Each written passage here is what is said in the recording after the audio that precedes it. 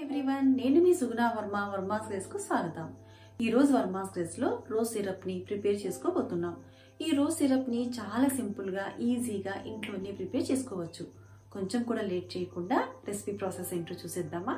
Summer లో ఎన్నో రకాల సమ్మర్ డ్రింక్స్ ని ప్రిపేర్ చేసుకుంటూ ఉంటాం కదా. ముఖ్యంగా చాలా ఈజీగా ప్రిపేర్ చేసుకునేవి రోజ్ ఫ్లేవర్ తో అయితే రోజ్ మిల్క్, రోజ్ సర్బత్, అలాగే మొహబ్బత్ కా సర్బత్ కోసం మార్కెట్లో రూఫ్ అబ్జాను కొని యూజ్ చేస్తూ ఉంటాం. రూఫ్ అబ్జాకి బదులుగా ఇంట్లోనే చాలా ఈజీగా హెల్తీగా షుగర్తో పని లేకుండా రోజ్ సిరప్ని ఎలా ప్రిపేర్ చేసుకోవాలో చూసేద్దాం. రోజ్ సిరప్ కోసం ఒక సాస్ ప్యాన్లో 2 కప్స్ వాటర్ని యాడ్ చేసుకోండి.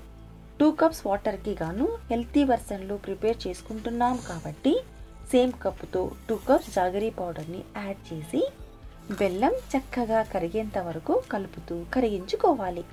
సింపుల్ రేషియో అండి. 1 కప్ వాటర్కి గాను 1 కప్ పంచదార లేకపోతే జాగరిని యాడ్ చేసుకోవచ్చు. ఇక్కడ బెల్లం పూర్తిగా కరిగిపోయింది.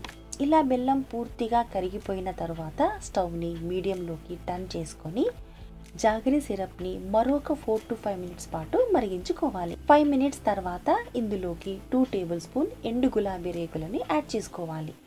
ఇవి రెగ్యులర్గా దొరికే రోజ్ పెటల్సేనండి. వీటికి బదులుగా దేశవాళీ గులాబీ రేకుల్ని కూడా యాడ్ చేసుకోవచ్చు.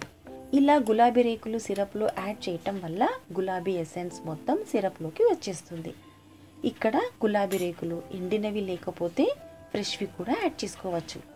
వీటిని బాగా సిరప్లో మరిగించుకోవాలి. ఇలా 2 to 3 మినిట్స్ తర్వాత ఇక్కడ సిరప్ కొద్దిగా కలర్ చేంజ్ అవుతూ ఈ సిరప్ అనేది లైట్గా స్టిక్కీగా ఉంటే సరిపోతుంది. ఎటువంటి తీగ పాకం రావాల్సిన పని లేదు. సో ఈ స్టేజ్లో స్టవ్ని లోకి టర్న్ చేసుకొని ఇందులోకి 2 డ్రాప్స్ రోజ్ కలర్ని యాడ్ చేస్తున్నాను. ఇది ఫుడ్ గ్రేడ్ రోజ్ కలర్ అండి. ఇది కొంచెం థిక్గా ఉంటుంది కాబట్టి 2 డ్రాప్స్ మాత్రమే యాడ్ చేస్తే చాలు. చూసారు కదా, ఇక్కడ రోజ్ సిరప్ చాలా చక్కగా తయారయ్యింది. ఇలా రిచ్ రోజ్ కలర్ ఉంటే చాలా బాగుంటుంది. ఎక్కువ బాయిల్ చేయవలసిన పని లేదు. సో స్టవ్ని ఆఫ్ చేసేసుకోండి. ఇప్పుడు మూత పెట్టేసి 2 to 3 మినిట్స్ పాటు అలానే వదిలేసేయండి. 3 మినిట్స్ తర్వాత ఈ రోజ్ సిరప్ని ఫిల్టర్ చేసుకోవాలి. ఈ స్టేజ్లో 1/2 టీ స్పూన్ రోజ్ ఎసెన్స్ని యాడ్ చేసుకోండి. రోజ్ ఎసెన్స్కి బదులుగా వెనిలా ఎసెన్స్ని కూడా యాడ్ చేసుకోవచ్చు. మరొకసారి ఫైనల్ మిక్స్ ఇవ్వండి. ఈ రోజ్ ఎసెన్స్ యాడ్ చేయటం వల్ల మంచి అరోమా ఇంకా రోజ్ ఫ్లేవర్ చక్కగా ఎన్హాన్స్ అవుతుంది.